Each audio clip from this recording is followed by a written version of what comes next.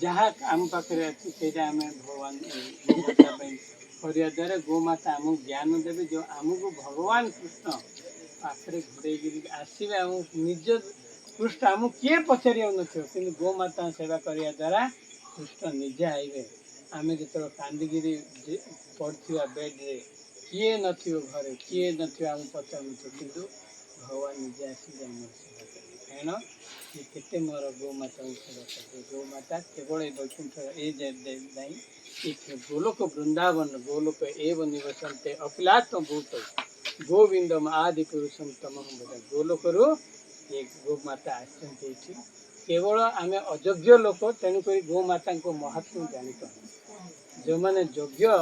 से गोमाता केते सेवा करती तेणुक आम परी अयोग्य को गोमाता आम पाक आसते केते बड़ भाग्य।